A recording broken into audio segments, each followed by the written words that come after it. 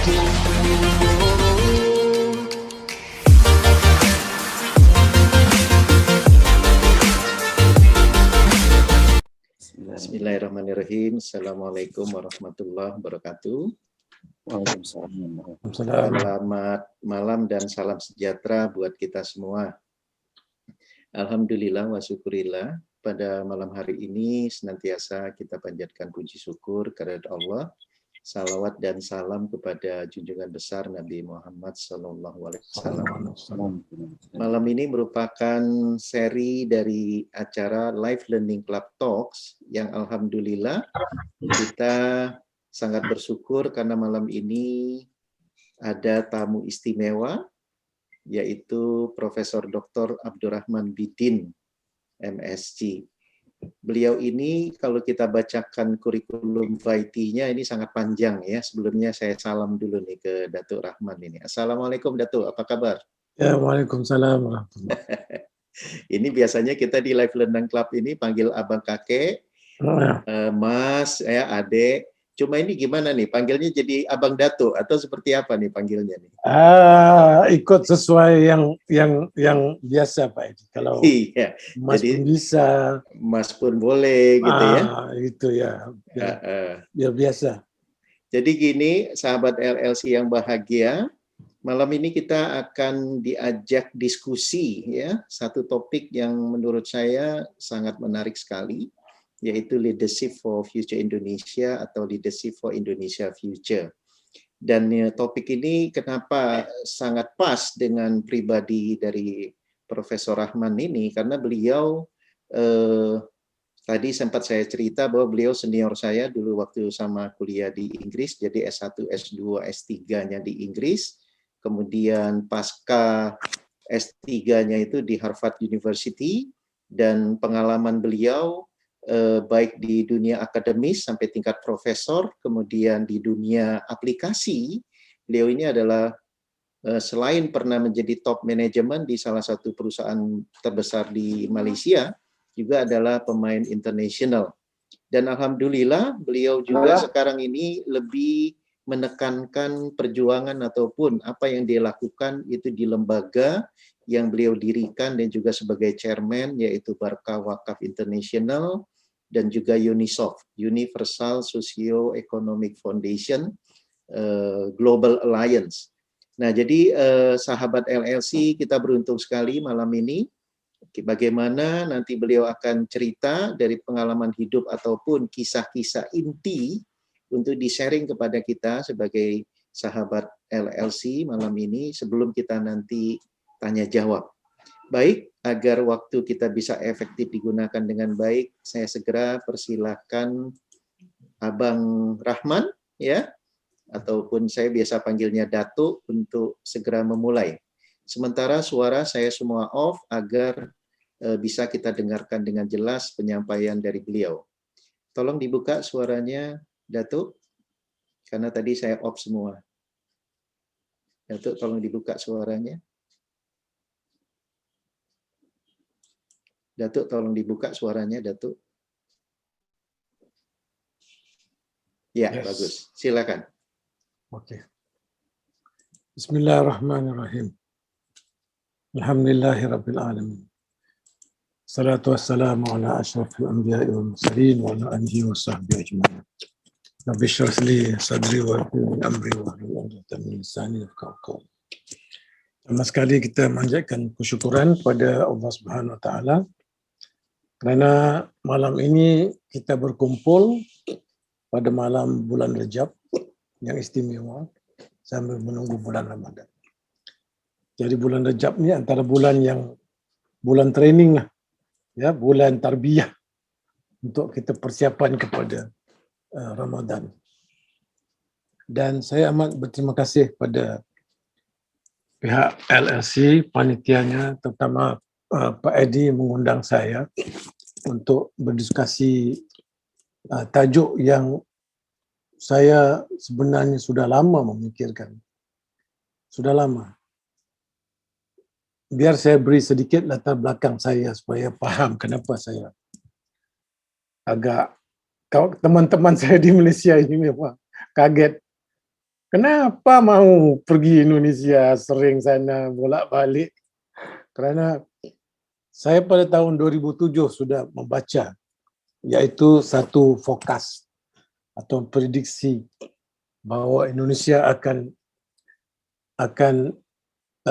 terjadi dalam golongan top economy in the world, ya, tahun 2030 dan tahun 2050 di dunia. Kalau 2030 itu kira di Asia dia akan jadi top bersama dengan China. Tapi kalau tahun 2050 top dalam dunia termasuk bersaing dengan Amerika dan sebagainya. Jadi saya terpanggil untuk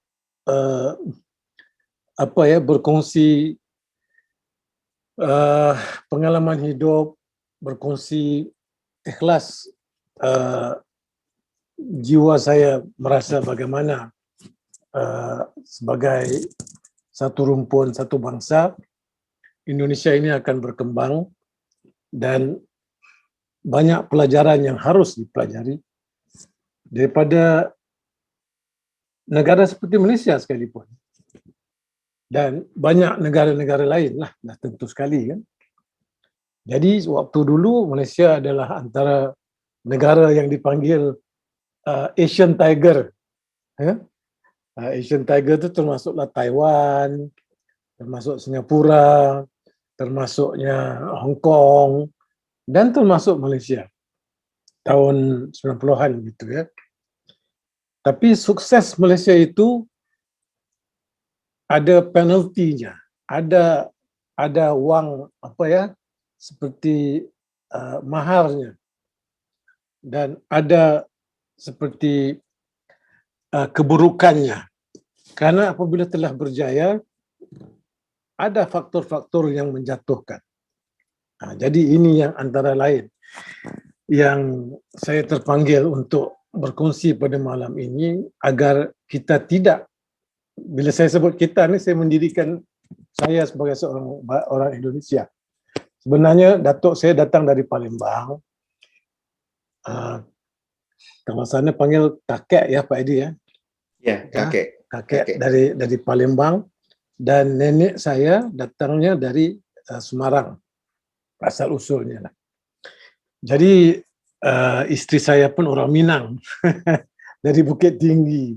Jadi kita memang senang sekali kalau merasa Indonesia itu sebagai negara yang kita sayangi, dan memang kita rasa senang untuk membantu sebanyak yang boleh supaya apa kesilapan yang kita buat tu akan kita sampaikan agar Indonesia tidak melalui langkah-langkah yang kita silap bikin. Ya, begitulah siklus ekonomi dunia ya. Baiklah. Tajuk kita pada hari ini yang saya pilih ya, Pak Edi tanya topik apa yang dipanggil saya Datuk mau persembahkan. Otomatis saya bilang okey, bagi saya 1 hari untuk memikirkannya, dan terpanggil untuk menceritakan tentang leadership for future Indonesia. Ada sebabnya, nanti akan terjalin di sini. Boleh dengar enggak? Kalau boleh dengar, enggak tangan aja. Jelas sekali Datuk. Jelas ya? Okey. Ya. Jadi tajuknya leadership for a future Indonesia. Ya, kepemimpinan untuk Indonesia di masa hadapan. Saya berikan model-model yang simple aja. Saya tidak mau rumit-rumit lah. Jadi apabila kita bilang future, ya, future itu masa depan. Sini, future ya. Ini masa depan. Mungkin 10 tahun, mungkin 20 tahun, mungkin 30 tahun. Yang akan membawa kita ke future ini adalah leader. Jadi peran leadership ni amat penting kerana dia nakhoda, dia membawa nakhoda. Ya, dia sebagai kapten dalam kapal. Tetapi yang paling penting, yang paling penting apa dia? Ini masyarakatnya. Orang-orang yang akan manfaat dari future ini. Baiklah. Apa gunanya? Ya, apa gunanya kalau kita sukses? Contoh ya. Sukses tetapi rakyatnya menderita. Saya bagi contoh. USA bermegah dengan kekayaannya. Tetapi kita tahu, kan harus tahu bahawa Amerika dia berbasiskan kapitalisme. Berbasiskan kapitalisme bermaksud the top 1%, 1% saja yang di atas menguasai 99% yang lain. Gitu saja. Saya bukan mau menimbulkan perasaan marah atau perasaan politik atau perasaan apalah. Cuma tak masuk akal ya. Tak masuk akal orang yang 1% itu menguasai seluruh kalau kita kata ada kek lah ya. Kalau kek, kalau di sana dipanggil apa Pak Adi? Kek juga ya. Kue Datuk. Ya. Happy birthday to you gitu kan. kue bolu, kek. Jadi kek tu 1% menguasai dimakan oleh satu orang. Kalau kita katalah satu orang tu makan, yang dia punya, kita di sini Malaysia panggil serdak. Dia punya lebih-lebih tidbits. Sisanya itu dimakan oleh yang lain. Yang 99 orang itu. Alangkah tidak adil. Jadi di sini saya mau beri sedikit perkongsian. Jadi kalau kita tahu bahawa kita akan ada satu future ataupun satu masa depan yang agak agak lumayan, yang agak insya-Allah membedakan kita daripada negara-negara miskin. Jadi harus hati-hati supaya kita tidak terjatuh dalam perangkap yang 1% menguasai yang 99% itu. Jangan kata tak bisa jadi, bisa. Kalau tak 1% pun 5% lah. Kalau tak 5% pun 10%. Itu pun ya terlalu tinggi karena yang lain tu kalau populasi Indonesia ini sekarang 280 juta. Bermakna yang menguasainya kalau 10% itu adalah 28 juta. Yang lain tu kalau kita di sini kita bilang ya melopong. Melopong melihat orang lain tu makan, kita di sisi tepi-tepi pinggir-pinggir ni melihat bengong. Bahasa Indonesianya bengong Datuk. Bengong ya. Ya melihat orang tu makan, wah bukan main sedap lagi. Tapi kita ni hanya bisa melihat, bisa hanya sedapnya macam itulah. Tapi tak bisa merasainya. Ya. Ngiler Datuk, kepengen itu ngiler namanya. Ya, dia punya pinginnya itu ya tak tercapai cita-citanya. Jadi apa gunanya? Apa gunanya kalau 2050 ya, future Indonesia ini bukan main lagi. Dikatakan top 5 in the world. Maybe top 3. Diprediksikan China, selepas China baru US. US jatuh ke nombor 2. Dan ketiganya Jepang ataupun Indonesia.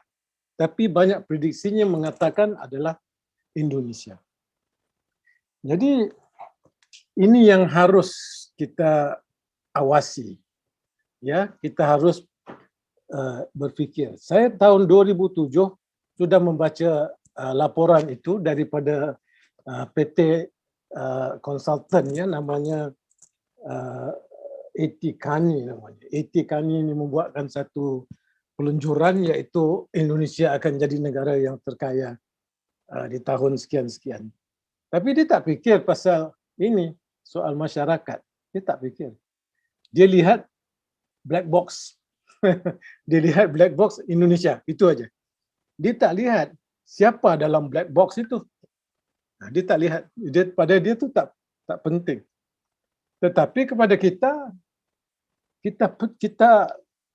ya mau memastikan masyarakat itu ya diberikan satu dokongan ataupun masyarakat itu diberikan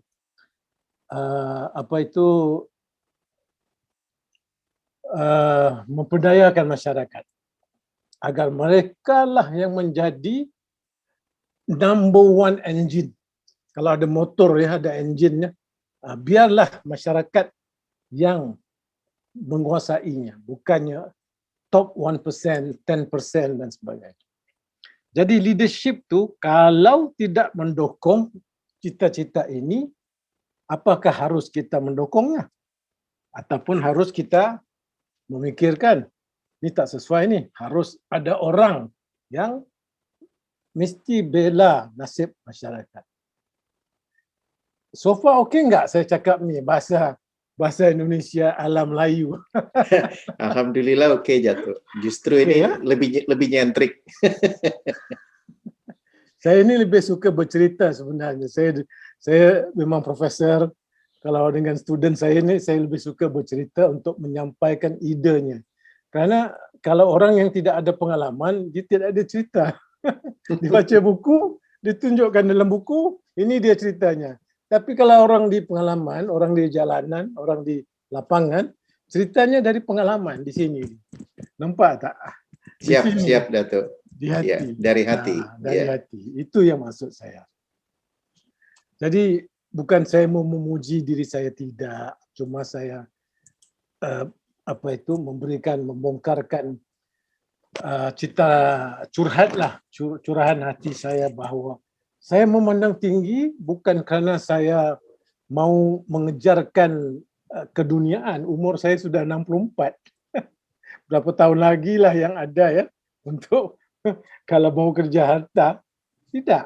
Tetapi kerana kita mau membela nasib bangsa kita, nasib agama kita. Baik. Jadi itu sudah jadi kenyataan.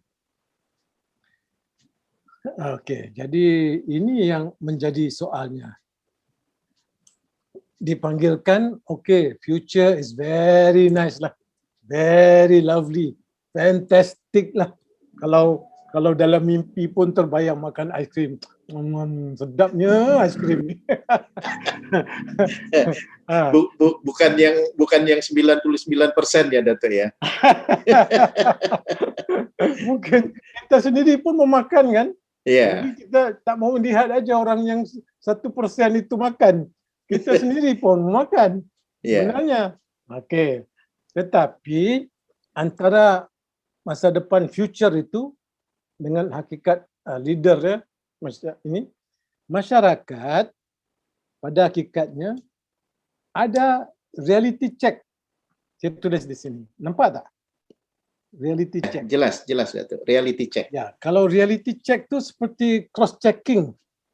Kalau kita doktor ya, pergi ke klinik, dia akan cek kita punya temperature, kita punya suhu badan. Dia kalau jumpa doktor tanya sakit apa? Saya demam doktor. Okey, dia cek. Batuk apa? Jadi kita kena cek. Kalau dia kata, oh saya sihat, saya bisa itu, bisa ini. Tapi bila dicek, oh gulanya tinggi, blood pressure-nya tinggi, macam-macam. Reality check yang dibikin, semua menandakan dia itu ada masalah besar, bukannya kecil. Ini nanti saya akan bicarakan sedikit panjang kerana saya ini bukan NATO, no action talk only. Selalu Pak Edi mengingatkan saya, no action talk only, NATO. Tetapi saya turun ke Padang. Saya turun ke lapangan bersama dengan Pak Kiai, pesantren, dan kita perhatikan 25% orang-orang bangsa kita di Indonesia adalah orang yang miskin. Orang yang dipanggilkan dalam istilah dunia, World Bank, dipanggilkan hardcore. Hardcore poor, maknanya dia punya wang wang apa ya pencariannya satu hari 10.000 ke 15.000 rupiah, $1 lah ataupun $2. Apakah cukup untuk sebulan? Saya sendiri sudah lihat bagaimana apa ya bekerja keras ya untuk mendapatkan wang. Itu future antara future dengan reality. Reality sekarang. Ya, ini kalau kita kata ini ayam berkokok. Ya, ini ayam berkokok. Koko koko. Tapi ini ya, dia punya realitinya ayam yang berkokok itu masih lagi. Dia punya kalau di Malaysia ini dipanggil apa itu? Najisnya itu masih melekat di apa itu kita panggil di sini apa tu dia punya ponggongnya ataupun kalau di sana dipanggilkan apa itu backside dia lah di pundak. Pundaknya. Jadi berarti menunjukkan bahawa yalah boleh berkokok lah silakan tapi kamu tetap juga masih kotor di bahagian pundak kamu. Nah, itu. Saya bukan mau kritiskan orang-orang ini, cuma saya menyatakan daripada pengajian kita itulah sebenarnya 25% penduduk Indonesia ini adalah orang-orang yang seperti ini.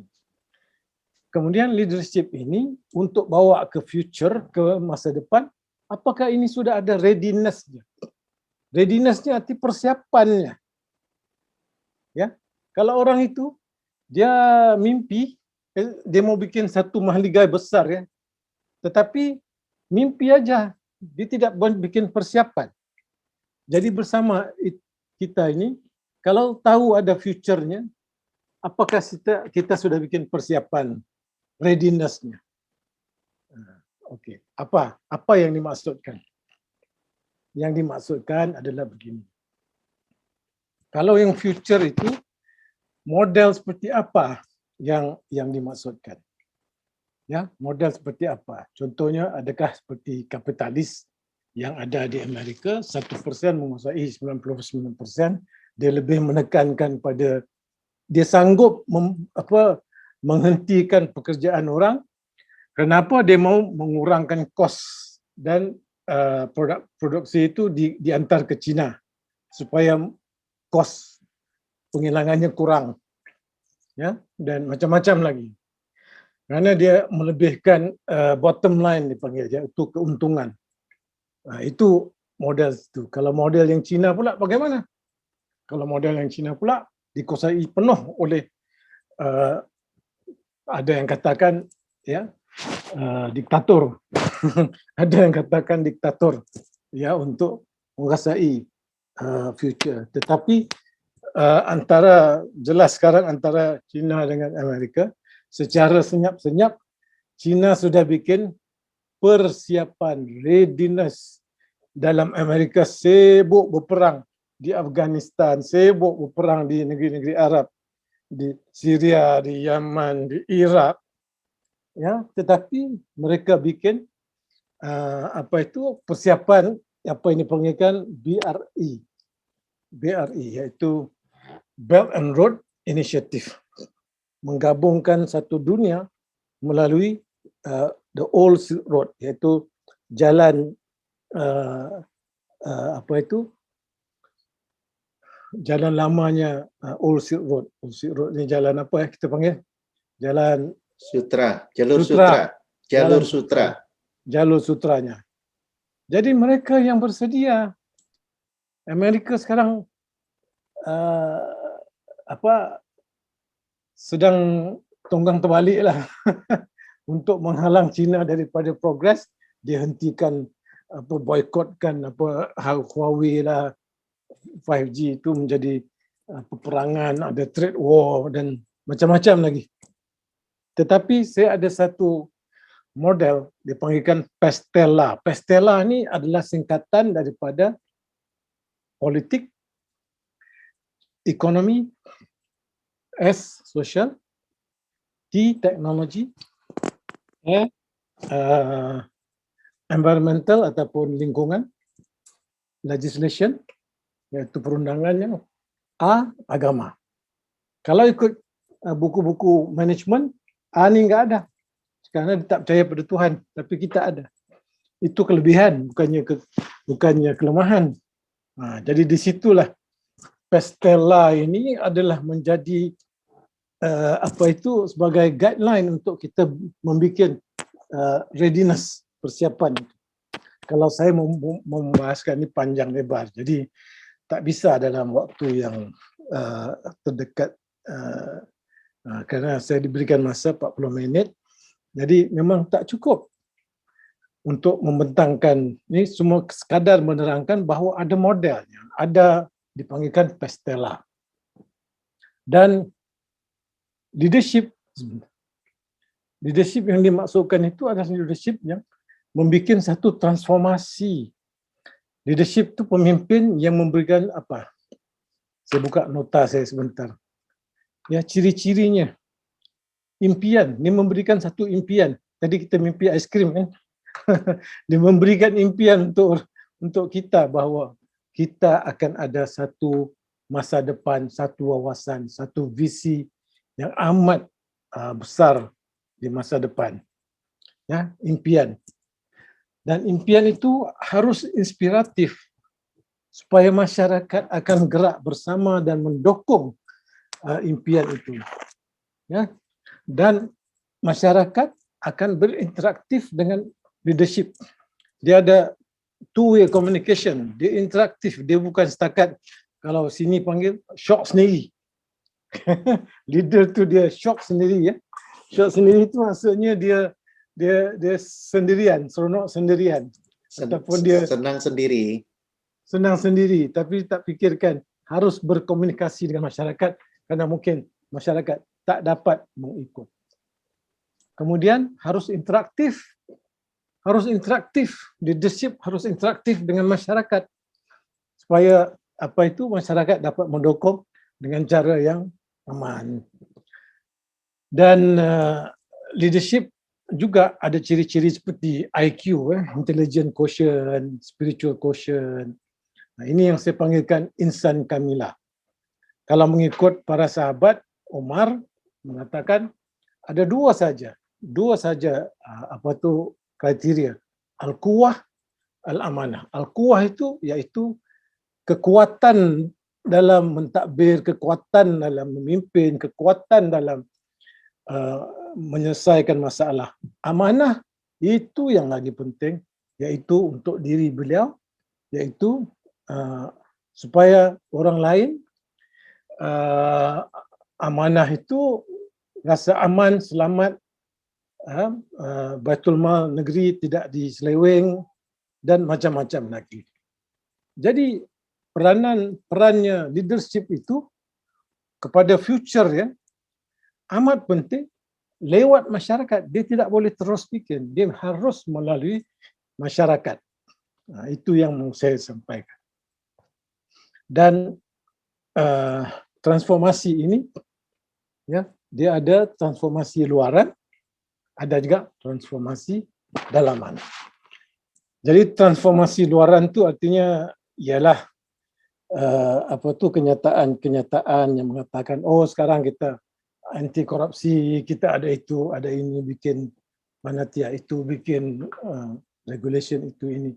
Tapi dalamannya orang-orang yang terlibat sama ada sebagai pegawai ataupun apa, dalam hatinya itu, jiwanya itu mendukung cita-cita future ini untuk memajukan negara. Harus dalaman itu, dalaman.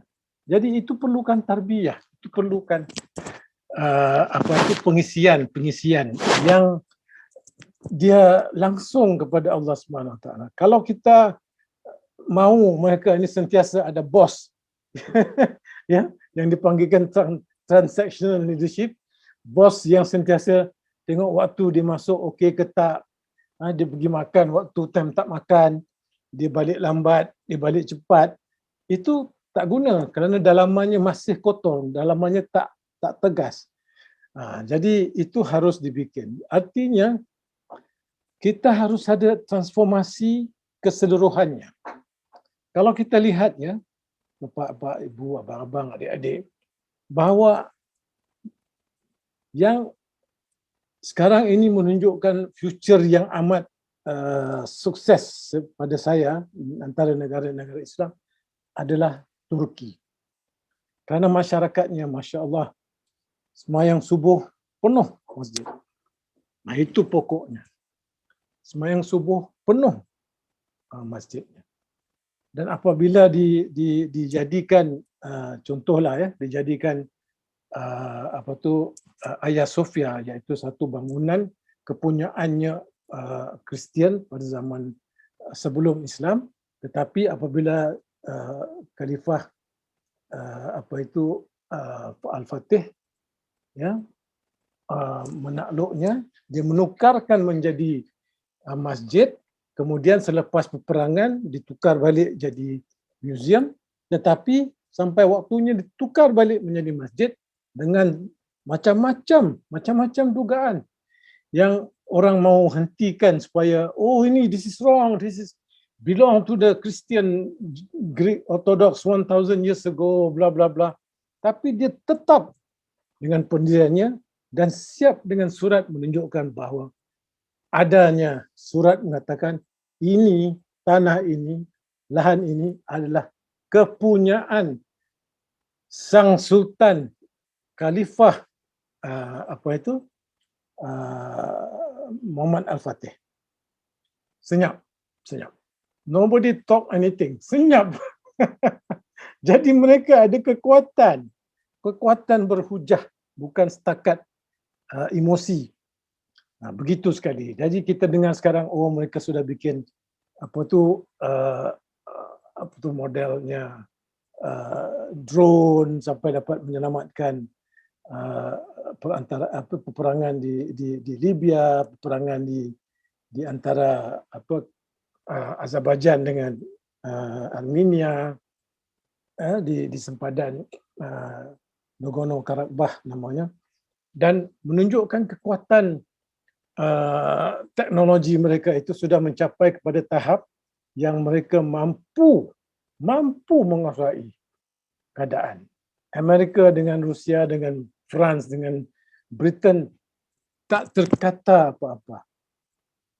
Begitu sekali. Dan sekarang pula dengar mereka mau mengantar satu misi ke bulan, ya?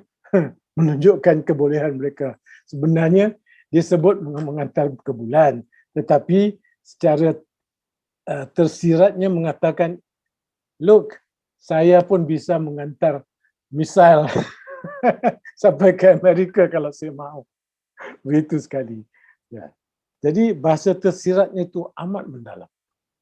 Jadi begitulah kalau mau jadi future superpower tu, kalau tidak ada kekuatan militernya memang agak tak boleh. Kita mengharapkanlah yang bahawa insya-Allah mudah-mudahan Indonesia juga akan pergi ke hala ke situ. Baik. Ini yang menjadi saya punya cerita. Cukup dengan tadi sebagai introduksinya. Sekarang saya mau ceritakan, saya dengan Pak Edi ini bukan orang yang cakap ngomong kosong. Kita bukan jenis no action, talk only. Tetapi kita turun ke padang, kita turun ke lapangan. Jadi Pelangi Nusantara ini adalah kita punya nama perjuangan, visi kita untuk menjadikan sesuatu di Indonesia. Orang lain bikin macam-macam, dia boleh bikin itu, boleh bikin ini. Tapi kekuatan kita di sini, karena kita ada satu peluang yang amat istimewa. Apa dia nanti sebentar. Jadi cita-cita kita adalah untuk menjadikan Indonesia ini sebagai World Food Basket. Artinya menjadikan Indonesia ini sebagai satu dunia akan mengharapkan kepada Indonesia untuk supply makanan. Sekarang ni Indonesia banyak import, daging pun import sampai 80%, ya, beras, gandum dan sebagainya.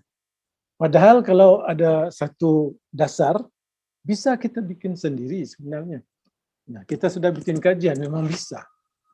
Jadi tak tahulah wallahu alam kenapa tidak dibikin ya. Jadi ini antaranya yang kita mau lakukan menjadi World Food Basket. Itulah visi kita. Visi Barakah Wakaf International. Dan apa yang kita mau lakukan, kita akan sebarkan apa ini informasi ini nanti, detailnya itu akan dilakukan, tetapi dengan kerjasama. Kita tak bisa bikin seorang diri.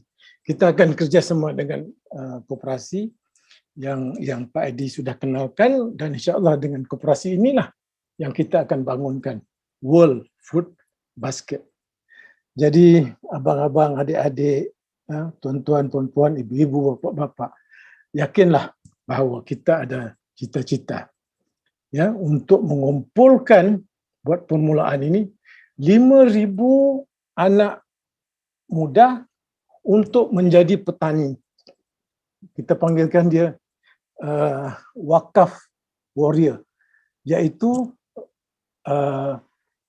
dana yang kita kumpulkan adalah daripada mengumpulkan dana yang kita ambil sebagai kontribusi dana wakaf daripada orang-orang yang sudah sukses. Mereka yang sudah sukses, ya, mereka yang akan memberikan melalui program kita yang LLC ini, dan kita akan promosikan agar mereka akan berikan donasi untuk akhirat. Kita bikin rekening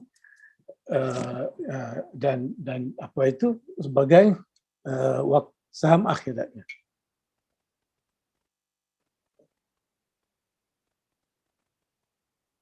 Bentar ya. Ya. Jadi untuk supaya saya ini tidak ngomong kosong, tapi ngomong dengan apa itu fakta, ya. Saya telah memakan masa 3 tahun untuk mempelajari keadaan on the ground, kata orang, di Indonesia. Ya. Jadi saya membelanjakan waktu, membelanjakan masa, membelanjakan keuangan. Saya pelajari ya banyak tempat pesantren-pesantren di Jawa Timur dulu. Saya pergi ke Bromo dengan seorang ustaz yang dengan 400 hektar apa itu pokok cengkeh, ya, dengan pokok cengkeh aja dapat membiayai 40 orang santri yang sampai ke S1, S2, S3. Tak semuanya, tapi bercampur. Ya. Jadi saya lihat bagaimana simpelnya orangnya amat sederhana, tetapi cita-citanya yang tinggi, jiwanya yang tinggi. Segala hasilnya itu dia biaya untuk itu anak-anak santri supaya mereka berkeupayaan untuk belajar tinggi. Dan saya memang tinggal bermalam di mabit di rumah beliau, dan mabit di rumah beliau itu memang agak terkejut ya, kalau biasa tidur di hotel, tapi di situ tidur di hutan, dan tidak ada aircon, tidak ada apa, dan air pun air daripada sungai yang dingin. Tapi kita pergilah orang mau pergi ke Bromo Mountain, kita pun pergilah ke Gunung Bromo untuk melihat sendiri. Kemudian, ya, ini melihat naik matahari sunrise di Bromo Mountain. Ini ustaznya, Ustaz Maris. Dan saya melihat sendiri ya, sebagaimana ini satu lagi teman Ustaz Ghazali namanya mendapat izin dengan kerajaan untuk membangunkan 12,000 hektar untuk pohon jabon, dan ada intercropping dan sebagainya. Jadi saya ambil beliau punya model, bagaimana dia bikin projek untuk membina masyarakat yang mampu milik kebun sebagai petani. Dan dia tunjuk kepada saya bagaimana mereka lakukan.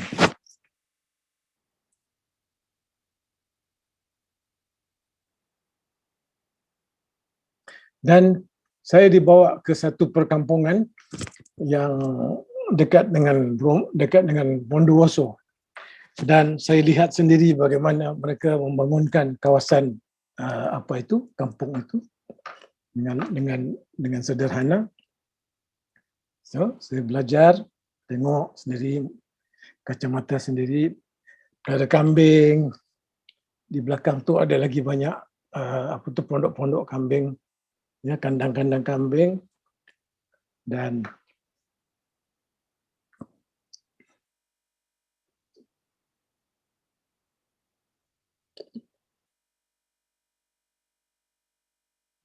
ini kampungnya. Saya pun tak boleh nak baca sangat, tapi itulah ketua kampungnya sama dengan dua orang ustaz tadi, ya, dan melihat bagaimana kehidupan mereka di kecamatan apa nama, saya tak ingat. Ya, jadi kami pun dengan rasa berjanji insya-Allah akan kembali untuk sama-sama membangunkan lagi misi pesantren ini.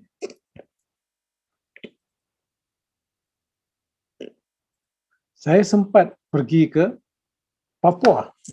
Ya, saya diundang ke Papua oleh Governor, saya tak pasti Governor ataupun wali kotanya, untuk melihat Papua ni bagaimana. Kerana Papua ini pun, ya, negara yang termiskin di sebelah daripada Pulau Seram, dekat dengan Madura.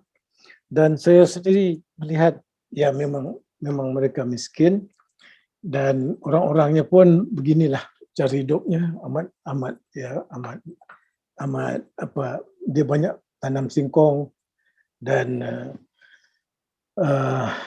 cara hidupnya amat mudah, amat sederhana. Saya sempat pergi ke satu kawasan di Lumajang dengan santri daripada Yayasan Ar-Rahmah dipimpin oleh arwah Ustaz Hashim ini, ya, Tuan Guru Ustaz Hashim ini. Dan di sini dalam fotonya ada lebih kurang 50-70, tapi totalnya di tanah wakaf ini, ya, tanah ini adalah tanah wakaf daripada bondanya, keluarganya, dan saya membantu mereka setakat yang boleh, memberikan listrik, kita bikin generator dan membiayai anak-anak yang miskin. Jadi alhamdulillah disambut dengan baik oleh anak-anak ini, alhamdulillah. Dan kami dapat kumpulkan wang dana sedikit untuk membantu anak-anak yang yatim supaya mereka dapat melanjutkan pengajian mereka.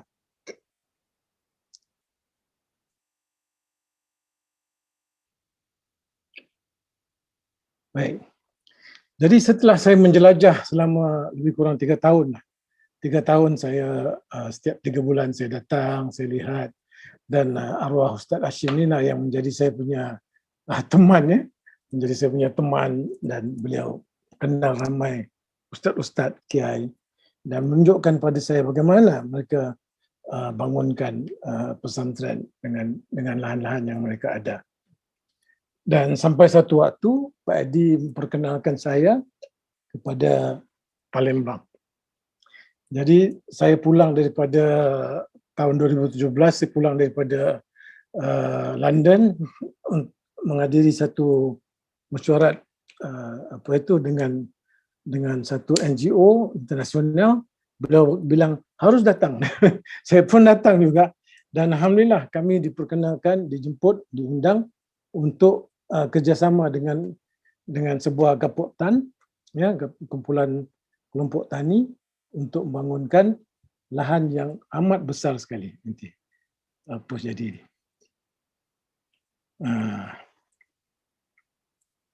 Sebentar, ya.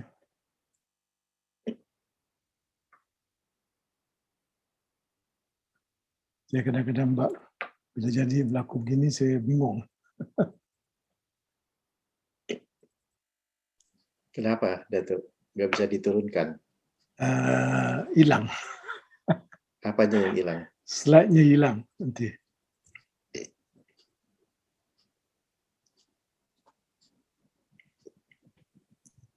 Okey. Jadi di Palembang ni kami diberikan apa itu satu anugerah yang agak luar biasa, membangunkan sebesar lahan yang besar, amat besar sekali. Saya tunjukkan di bawah ini. Ya, kawasannya begini. Begitu luas, berdekatan di utara dengan Jambi dan di selatannya di Palembang, dan membangunkan lahan ini. Jadi oleh kerana saya dengan Pak Edi ni ada sinergi. Saya ni orang internasional. Saya punya connection, saya punya apa itu rangkaian saya lebih ke internasional, Pak Edi di tempatan. Jadi bila bergabung, Masya Allah, kami memang amat apa ini senang hati untuk mendapatkan pertolongan. Kerana inilah satu anugerah yang amat besar oleh Allah SWT. Kerana 3 tahun saya berjuang wakaf ini sambil belajar, ya maklum sajalah, uang sendiri kan kalau kita bikin perjuangan seperti ini memang tidak ada orang yang mampu membiaya, kita harus biaya dulu. Tapi diberikan ganjarannya itu di sini, dan bikinlah satu projek namanya Jambi Palembang Business Plan yang dibangunkan oleh World Capacity Builders. Jadi yang pentingnya di sini bahawa lahannya sudah approve, sudah diizinkan untuk dibangunkan, dan antara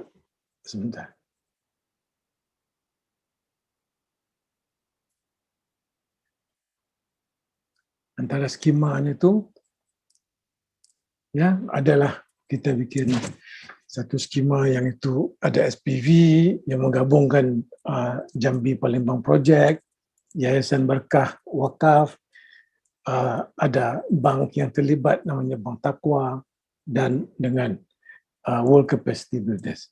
Jadi akhirnya kami memeterai satu MOU ya dengan mereka, dan alhamdulillah sehingga hari ini projek itu sudah hampir berjalan, tetapi kerana 2019 kebakaran di Palembang, jadi kontrak yang kita dapat terhenti, dan tahun 2020 COVID. Jadi tak boleh jalan. 2 tahun kita terhambat. Tapi insya-Allah tahun ini kita mengharapkan akan jadi.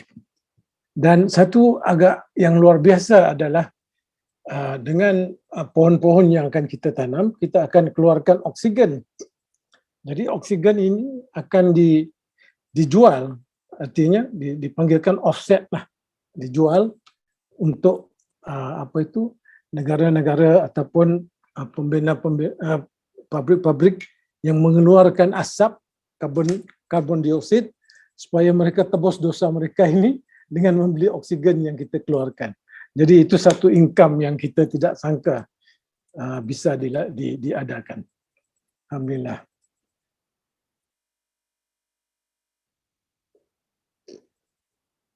Dan jadi tujuan kami, sambil mereka menanam pohon yang hutan, jabon dan sebagainya, kita panggil tanam sari ya. Tanam sari inilah yang akan kita lakukan. Ya, maknanya kita bagikan satu hektar ni 2 keluarga. Ya, 2 individu ataupun 2 keluarga untuk tanam apa itu dia punya bibit, pupuknya, sambil itu boleh bercucuk tanam untuk hasil mereka. Contoh tanam koko, tanam kopi, tanam apalah yang bisa nanti. Dan kita sedang merancang untuk juga tanam durian, kerana durian ini menjadi satu barang ekspor yang amat luar biasa diantar ke Malaysia, ke negeri China dan sebagainya. Dan bisa juga nanti akan dibikin tanam padi dan dipeliharakan ayam itik dan segala. Dan juga ikan yang bermacam jenis.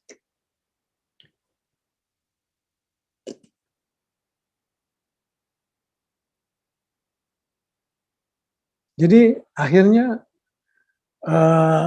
kesemuanya telah dirumuskan.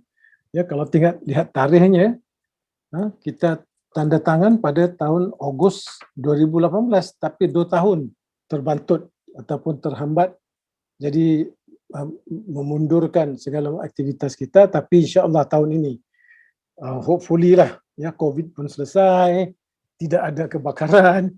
Jadi kita harap insya-Allah akan dapat kita bantu. Dan satu lagi rahsia yang kita ada, yang insya-Allah pada akan datang saya sembahkan. Saya mohon Pak Edi, malam ni saya tak ceritakan, yang kita panggil World Oxygen Bank. Ada satu projek yang menggunakan teknologi perkebunan dan segala macam untuk membersihkan polusi-polusi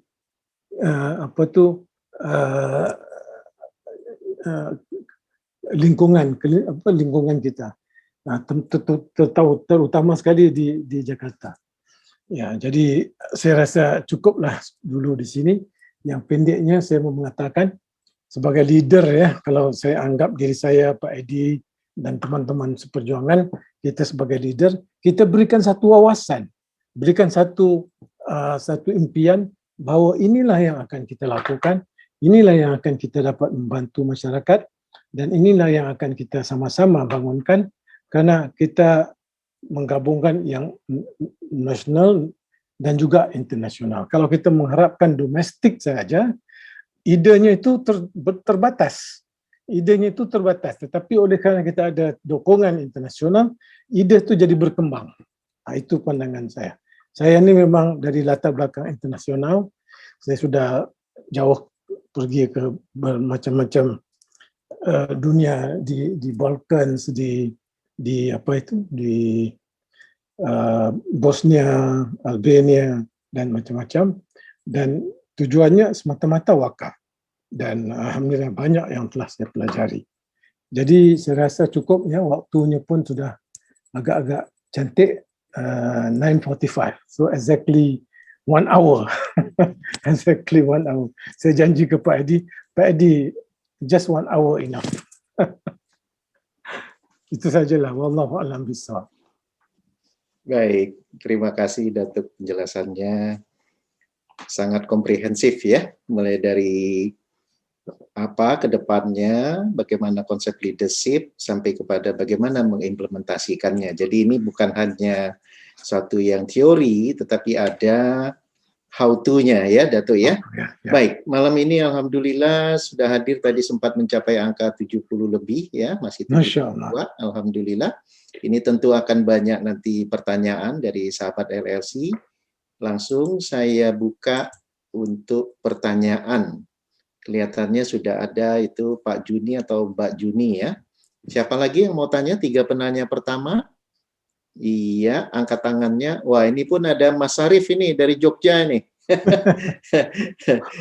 Assalamualaikum Mas Sarif, apa kabar? Dibuka aja suaranya.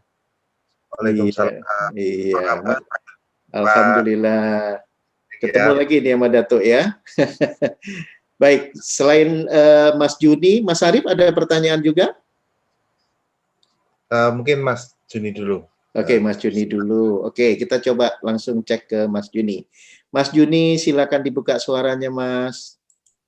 Assalamualaikum. Masuk ya suaranya? Masuk, bagus, clear. Alhamdulillah.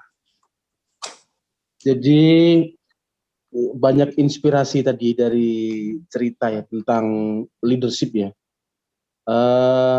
Yang menjadi pertanyaan adalah bagaimana membangkitkan, memberdayakan atau apa ya, menggerakkan orang sehingga orang itu bisa berpartisipasi. Ya. Itu kan menarik ya, tadi bisa menggerakkan banyak orang, bisa bagaimana kalau menyuruh yang bukan kegiatan sosial itu kan kata kuncinya partisipasi ya. Partisipasi. Yang pertama itu yang mungkin ada sharing ya. Leadership kalau nggak ada yang di-lead kan ya nggak sama aja ya, gitu ya Pak Edi. Jadi bagaimana menggerakkan orang, kan harus ada orang ya. Sehingga banyak yang mengikuti ide-ide kita. Terus yang kedua adalah tadi banyak cerita-cerita di Papua, Lumajang maupun dari pengalaman internasional mungkin bisa di-sharing ya. Sumber-sumber pemberdayaan seorang lead harus berpikir juga ya. Tadi diungkapkan juga ada cerita kan ada dana zakat, infak, sedekah, wakaf. Nah, itu mana yang atau di Indonesia ada juga DSKL ya, dana sosial keuangan lainnya atau CSR. Nah, ini mana yang bisa kita kemas dana-dana sosial itu atau malah dana-dana profit. Karena dalam keuangan itu ada istilah sebaik-baik pemberdayaan adalah pembiayaan. Nah, kalau pemberdayaan dikasih charity gitu kan lama-lama bisa nggak berkembang gitu ya. Tadi lebih banyak ke economic empowerment saya lihat dari cerita tadi. Mungkin begitu cerita tentang bagaimana menggerakkan orang sama menggerakkan apa ya bensinnya ya Pak Edi ya, darahnya ya, darahnya, finance-nya supaya bisa berkembang itu sumbernya dari apa dan bagaimana mengembangkannya. Mungkin corporate social responsibility perusahaan itu bagaimana mengemaskannya dalam sebuah program yang tadi kita arrange gitu. Terima kasih gitu Pak Edi, saya muridnya Pak Edi nih. Bisa aja Mas Juni. Terima kasih pertanyaannya Mas Juni. Lanjut Mas Muhammad Syarif, silakan pertanyaannya. Ya, terima kasih Pak Edi. Selamat malam Pak. Selamat malam Datuk. Lama ya, belum ketemu lagi nih. Tadi sempat dijelaskan juga terkait dengan bagaimana kita bisa mengkomunikasikan sebagai seorang leader itu mimpi-mimpi kita sehingga bisa dibawa ke arah ke masa depan ya, ke future tadi, menggiring leadership to the future gitu kan. Nah, terkadang kalau kita mengkomunikasikan itu tadi kan kita lihat dari Datuk memang pengalamannya banyak. Jadi bisa berkata seperti NATO gitu ya, nggak cuma ngomong tapi sudah pernah melakukan. Nah, kita nih, terutama saya nih, Pak Edi, Pak Datuk, terutama yang belum banyak berpengalaman gitu ya, sehingga untuk mengkomunikasikan mimpi sehingga bisa mensinergikan sesuatu, terus kemudian akhirnya bisa membentuk aksi yang nyata, itu kira-kira gimana nih? Sebagai kita belajar sebagai seorang leadership ke orang yang awam dan namun misalnya memiliki mungkin belum punya kemampuan tapi punya kemauan, misalnya seperti itu, atau kebalikannya, punya kemauan tapi belum punya punya kemampuan tapi belum punya kemauan. Nah, itu kan kita perlu mengkomunikasikan, tapi saya sendiri minim pengalaman gitu. Nah, terima kasih Pak Edi dan Datuk. Baik, terima kasih Mas Syarif. Masih ada lagi? Satu lagi kalau masih ada pertanyaan? Iya, ini ada Mas Oti nih. Silakan Mas Oti dibuka suaranya. Baik, terima kasih. Assalamualaikum warahmatullahi wabarakatuh. Waalaikumsalam warahmatullahi wabarakatuh. Saya menyimak dari tadi, sederhana tapi berbobot gitu dan produktif lah. Ini yang disampaikan oleh Pak Rahman ini. Walaupun arahnya kepada pemberdayaan, tadi berbicara juga wakaf, yang saya ingin tanya sebenarnya motivasi Bang Rahman itu apa nih Pak? Sampai bergerilya di berbagai negara, kemudian diaplikasikan di Indonesia, walaupun tadi disebutkan ini untuk masa depan Indonesia yang dibilang. Tapi paling tidak kan terlihat kalau dasarnya adalah akidah, itu motivasi yang lebih kuatnya itu apa? Sehingga sekalipun sudah katakan berusia, kelihatannya kan begitu kan, tapi semangatnya Mas Syarif aja kalah begitu kelihatannya kan. Gitu. Ini itu kan. Sepakat. Justru itu Mas Arif tanya Nah, itu biar nggak kalah ini. Tanya, gitu, supaya nggak kalah. Ada paling tidak ada penerus kan begitu. Saya kira itu aja itu motivasi yang kuatnya itu gimana gitu kan. Tidak pandang mundur. Itu yang saya kira yang perlu kita pelajari juga. Karena menggerakkan pemberdayaan, ada orang yang menyampaikan bahwa masa kini itu orang yang sebagai pemimpin itu atau orang yang mau berhasil berusaha itu, sukses itu adalah orang yang bisa menggerakkan atau mempengaruhi orang lain. Tidak perlu punya modal.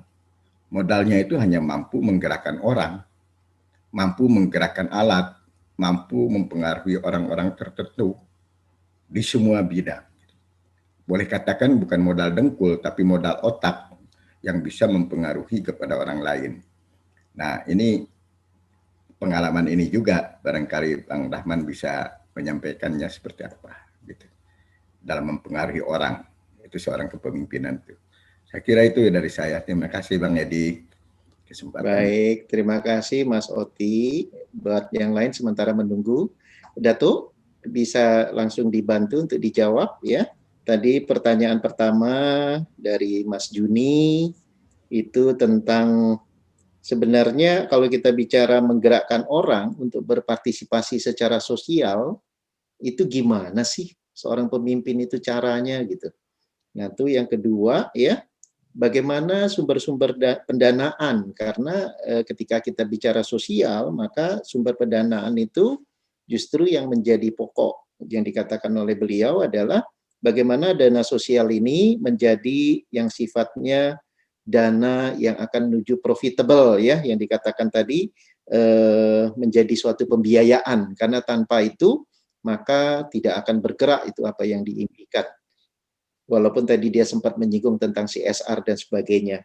Kira-kira intinya dua dari pertanyaan Mas Juni tadi.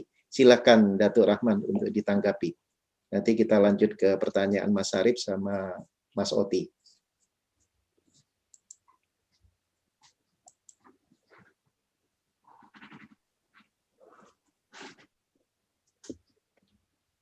Suaranya dibuka, Datuk, tolong.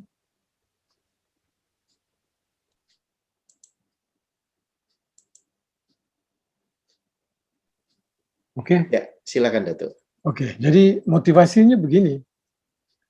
Karena sudah sekian lama ya kita ini bergerak atas dasar peminjaman dari bank. Dan kalau dari bank, memang bebannya itu amat tinggi. Kenapa? Karena bunga, karena tekanan-tekanan daripada bayaran-bayaran yang tidak mampu dibayar. Akhirnya berutang sampai mati. Jadi untuk melawan kelemahan ini, makanya kita ada satu institusi dalam Islam namanya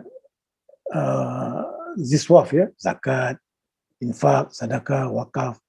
Tapi wakaf ini adalah wakaf yang positif, yaitu dia bersifat sepertinya investasi.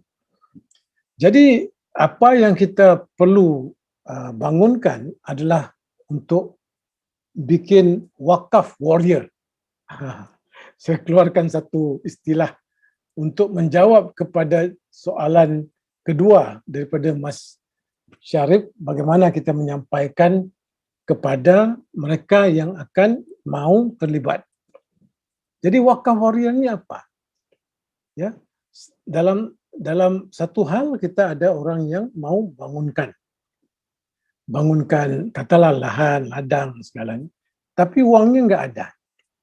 Tapi orang yang sukses ramai juga. Jadi kita harus bikin wakaf warrior. Coba bayangkan sajalah ya. Di Indonesia nih kalau saya bilang 1 juta pengusaha yang berjaya, sukses, logika enggak? Masuk akal enggak? Lebih dari itu. Ya, tentu sekali. Sudah tentu sekali. Tapi kita target 1 juta saja. 1 juta saja per tahun kita akan tarbiyahkan mereka melalui program seperti ini, LLC, memberi kesedaran, bapak-bapak, ini adalah satu rekening akhirat. Ini adalah saham akhirat Anda. Per tahun, antum hanya perlu mengeluarkan lebih kuranglah ya 1 juta. 1 juta ini besar nggak kalau orang yang sudah sukses? Kalau untuk 1 tahun termasuk tahun. kecil itu. Termasuk Kecil. kecil kalau untuk orang Nah, sukses. Ya. tak apa. Katalah 1 juta. Tetapi dengan 1 juta pengusaha wakaf warrior ini, artinya per tahun berapa koleksi kita? 100 juta kan? 100 juta kan? Karena 1 juta 1 juta pengusaha 1 miliar. jadi 1 miliar, maaf, 1 miliar jadi. 1 juta ringgit atau 1 juta rupiah? Oh bukan, ini rupiah. Kita berngomong dalam bahasa Indonesia. Rupiah ini. Kalau dalam ringgit, wah itu besar. Kalau 100 ringgit per bulan tuh, bukan per tahun. Di Malaysia ini. Jadi kita kata, tak payah susah. 1 juta per tahun. Inilah rekening Anda di akhirat. Dan kita akan beri program seperti LLC ini untuk mentarbiyahkan mereka, mendidik mereka, memberi kesedaran bahawa apa yang dia donasi ini sebenarnya adalah investasi. Kita akan berikan dari keuntungan yang kita dapat dari produktif itu, contohlah kalau 1 hektar itu pisang lah, tanam pisang, hasilnya sekian banyak, kita berikan 1/3, ya, 1/3 masuk ke tabung balik, masuk balik ke tabung wakaf, ya, masuk balik ke tabung wakaf. 1/3 diberikan untuk mendidik tabung pendidikan, untuk mengantar anak-anak belajar ke mana-mana universitas di Malaysia ke Amerika ke, mengikut kemampuan kita. Dan 1/3 digunakan sebagai operasional. Nah, itu formula yang simple lah sebagai contoh. Detailnya tu nanti kita harus perhitungkan. Ini sebagai congak, kalau sini panggil congak, iaitu secara kasar perkiraannya. Berarti kalau 1 juta peniaga-peniaga yang sukses memberi 1 juta wang, 1 juta rupiah, ya, berarti 1 miliar per tahun. Bayangkan kalau 5 tahun bagaimana, 10 tahun bagaimana. Dan mereka akan tetap mendapat keuntungan. Kerana apa? Per tahun, kalau kita tanam, janganlah tanam yang lama-lama, contohnya jabon ke, jati ke, tapi yang cepat pusingannya, putarannya, wangnya. Jadi dalam setahun dapat hasil. Tanam nenas lah katakan. Padi. Jadi hasilnya itu dapat. Jadi, dan mereka juga, kita didik lama kelamaan, mereka dengan sendiri rela hati, saya tak mau langsung saya punya saham di dunia, saya mau saham saya di akhirat. Berilah saya saham saya ini untuk membiaya orang-orang yang ke depan, iaitu sama ada sebagai mikro entrepreneur ataupun sebagai pengajian ataupun apa. Begitu sekali. Jadi ini tak mustahil, ini tidak mustahil. Karena kita ramai sekali yang para asatizah kita lah yang mampu untuk menyampaikan kepentingan saham akhirat. Rekening akhirat ini akan dibuka bersama dengan Bank Wakaf Internasional kerana kita yang akan melaksanakan perjalanan projek ini dan akan dikendalikan dengan panel pemantau yang muktabar, ya, yang muktabar.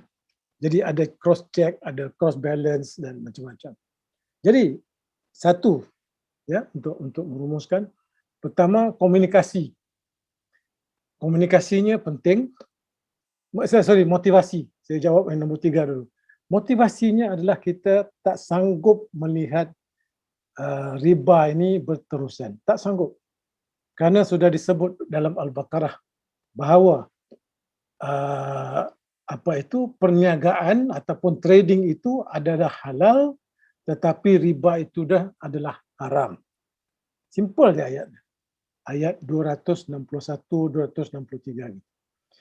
Kemudian kedua, untuk menghasilkan komunikasi kepada orang yang berpartisipasi, kita mengatakan, ya, kamu akan diberikan lahan, contohnya lah, satu family 0,5 hektar ataupun 1 hektar. Jadi berarti kalau kita ada 100,000, tak payahlah 100,000, katalah 5,000. 5,000 orang sudah cukup. Keluarga ya, dia bukan seorang. Dia ada keluarganya, abang ke, adik ke, isteri ke, anak ke, untuk membangunkan lahan itu. Berarti kita sudah bikin satu komunitas yang kurang-kurangnya peringkat awal 5,000 orang. 5,000 orang itu sudah cukup untuk bangunkan satu perkampungan. Dan bayangkan kalau kita ada 100,000 hektar yang kita bangunkan, berarti ada 20 perkampungan yang bisa kita bangunkan. Dan tanpa mengeluarkan uang mereka. Mereka bisa ambil daripada kayu-kayu yang sedia ada di hutan, bikinlah apa-apa yang rumah ke ataupun apakah, tetapi tetap ada pembiayaan juga dari pemerintah kerana contoh bibitnya, pupuknya. Tetapi yang 1 juta daripada wakaf warrior itu, yang orang sukses itu, yang membuka rekening akhirat itu, saham akhirat itu, mereka memberi dana kerana mereka mau menghasilkan produksi yang mana mereka akan melihat, merasai keuntungan itu dan terpulang kepada mereka sama ada mau masukkan balik keuntungan itu dalam tabung wakaf ataupun simpan masuk rekening mereka. Itu ada opsi. Jadi 3 soalan tadi saya sudah jawab. Motivasinya, komunikasinya, cara jalannya. Ya, cara pembiayaannya. Jadi itulah yang saya lihatlah dan tak bisa dilakukan oleh saya dengan Pak Edi. Ini harus dilakukan oleh bantuan-bantuan yang kita akan dapat insya-Allah ya dari beberapa pihak.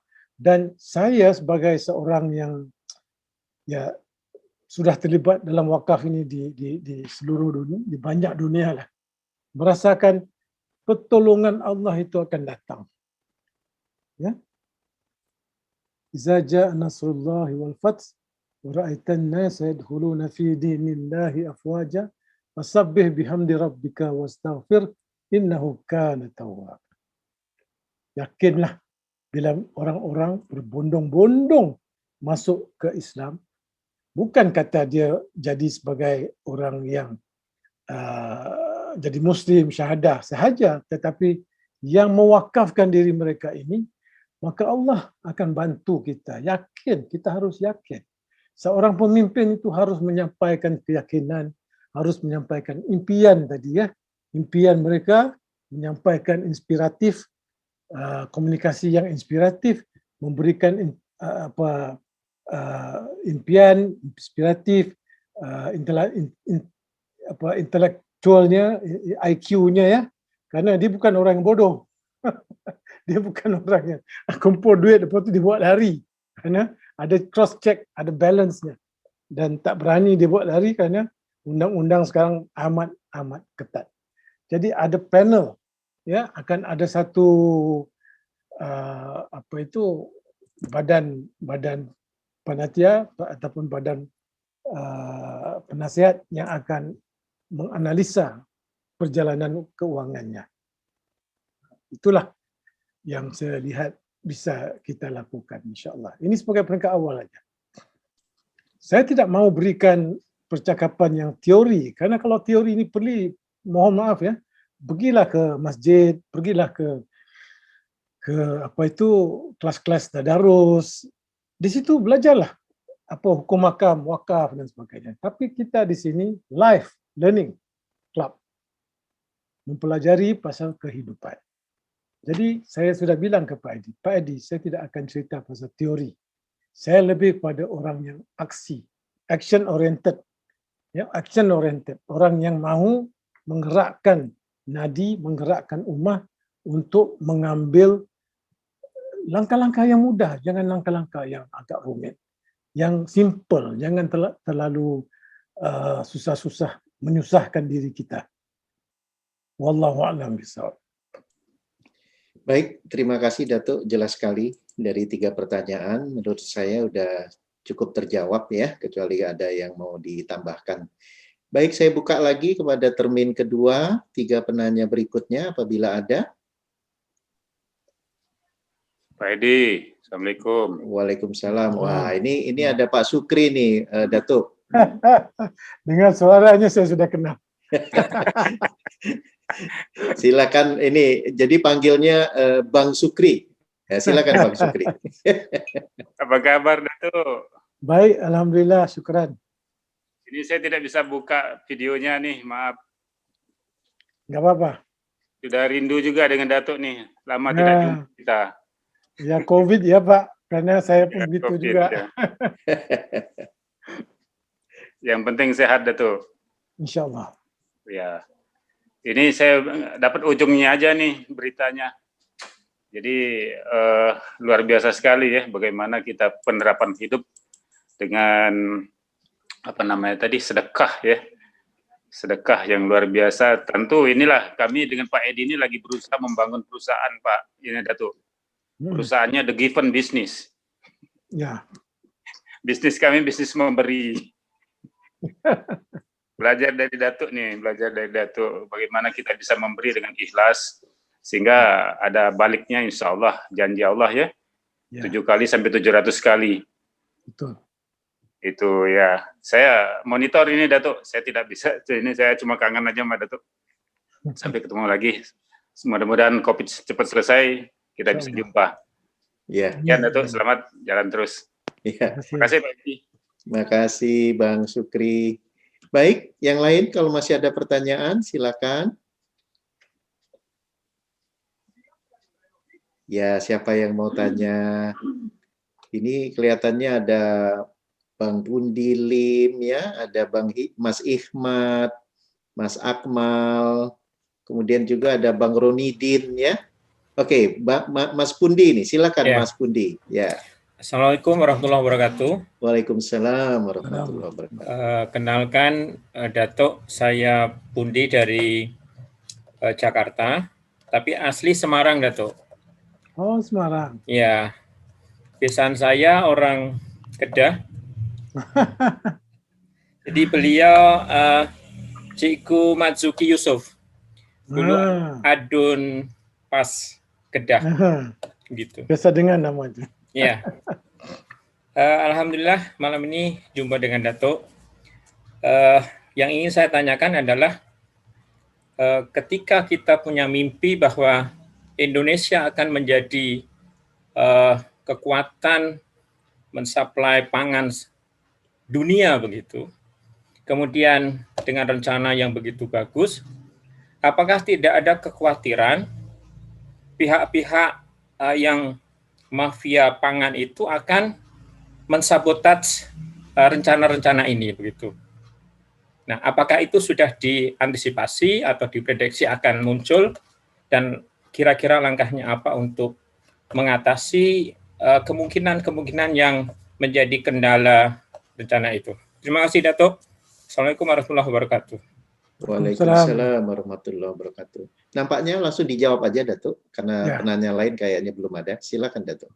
Terima kasih Mas Pundi. Ya, soalan itu memang soalan yang amat down to earth, kalau bahasa Inggrisnya down to earth, yaitu memang soalan yang reality ya, yang memang hakikatnya akan berlaku.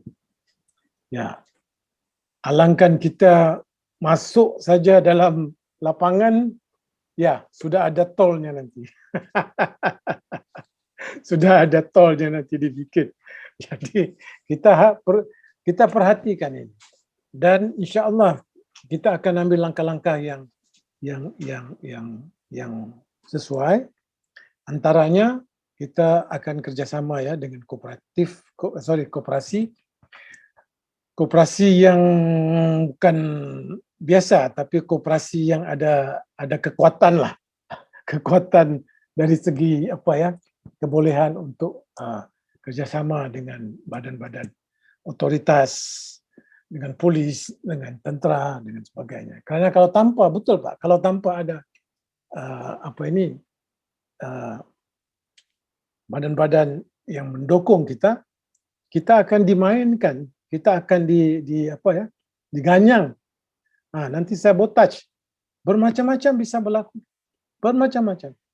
Jadi apa yang Bapak pesan itu akan kita ambil perhatian, karena itu amat penting dan memang menjadi satu penghalang, orang mau kita gagal,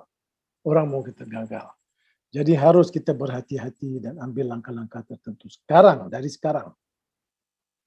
Ya, amat berterima kasih dengan pesanan peringatan tadi. Terima kasih. Baik, terima kasih Datuk Mas Pundi. Baik, kita coba cek lagi apa masih ada yang ingin bertanya nih Pak Ronidin nih. Silakan Mas Ronidin. Baik, terima kasih Pak Edi. Assalamualaikum. Waalaikumsalam warahmatullahi wabarakatuh. Terima kasih kesempatannya. Menarik sekali pencerahan yang diberikan oleh Datuk Rahman terkait pemberdayaan umat khususnya di Indonesia. Pertanyaan saya barangkali kalau dari sisi kekayaan alam mungkin Indonesia cukup potensial lah, cukup banyak. Cuman kalau dibilang dari sisi SDM itu Indonesia sangat lemah sekali. Nah, yang saya khawatirkan yang boleh dibilang menjadi tantangan adalah bagaimana orang-orang kita ini dalam memanage amanah tadi sehingga niat baik tadi bisa berjalan dengan baik, karena koperasi-koperasi di Indonesia sepanjang sejarah perjalanannya itu justru tumbang karena mentalitas pengurusnya.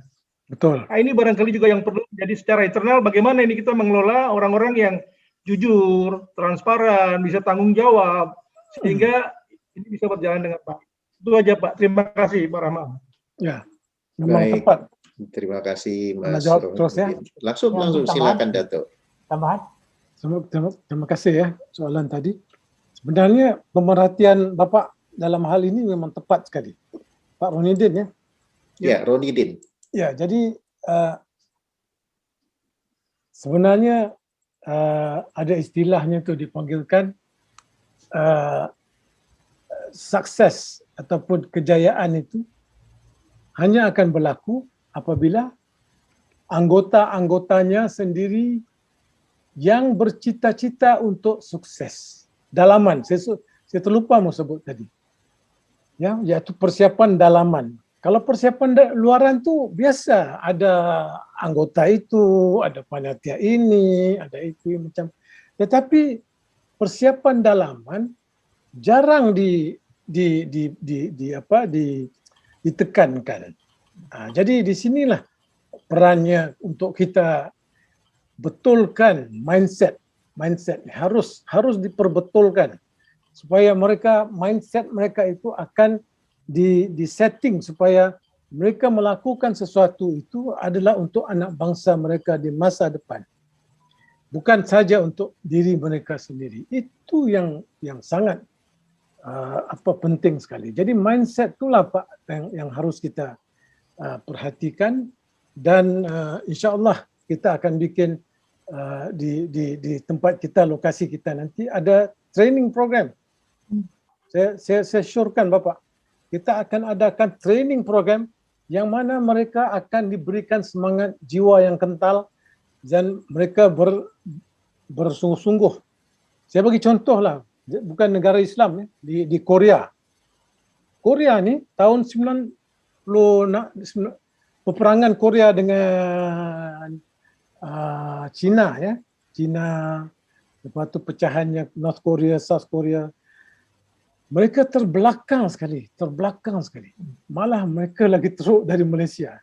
Malaysia lagi tinggi tahun 64. Tetapi setelah mereka jatuh dan kalah, mereka bangun dan mereka membetulkan mindset. Mereka membetulkan bahawa mereka mau negara mereka maju. Dan itulah timbulnya apa itu semangatnya dipanggilkan semangat seperti gagasan-gagasan industri. Ya, gagasan-gagasan industri. Sama juga dengan Jepang. Ya. Tetapi masalahnya bila sudah berjaya, itu yang kata orang tu dia apa? Dia kalau tekan gas, minyak, tekan minyak, tekan lama-lama dia tengok oh sudah orang lain tak ada di belakang, dia lepaskan gasnya, akhirnya dia ketinggalan. Samalah macam di Malaysia pun. Tahun 80-an kita naik dengan Mahathir, naik sampai 90-an, tiba-tiba kasus korupsi yang amat tinggi sampai merosakkan negara sehingga hari ini. Jadi kita pun sekarang sedang mencari satu formula untuk reset negara. Untuk reset negara. Ini lagi besar dia punya apa itu ini. Sebenarnya Pak, saya jujur bilang, saya pelajari ya Hasni dalam hal ini. Indonesia setelah reformasi beruntung kerana undang-undang telah digubal memproteksi Indonesia daripada hal-hal gejala-gejala yang seperti ini. Walaupun masih berlaku sana sini, tapi tetap dari segi undang-undang perundangannya, ya boleh dikatakan agak dapat membela rakyat. Ya, jadi kita tak boleh harap orang yang di bawah untuk mendukung sampai ke atas. Jadi dia ada leader, ada follower, di tengah-tengah tu manager. Di tengah-tengah itu manager. Biasanya manager ni lah yang membuat masalah.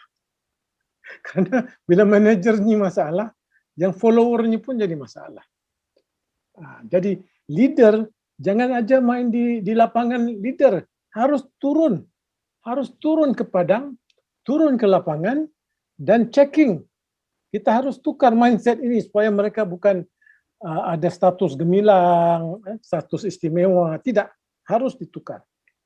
Dan itu antaranya LLC yang akan apa itu bikin program khas untuk apa itu mendidik mereka ini supaya mereka ini menjadi orang yang bersemangat, berjiwa tinggi, dan kita tak akan benarkan mereka untuk bermaharajalela seperti inilah dia punya kuasa, orang lain tak boleh masuk campur. Kita tidak akan benarkan seperti itu.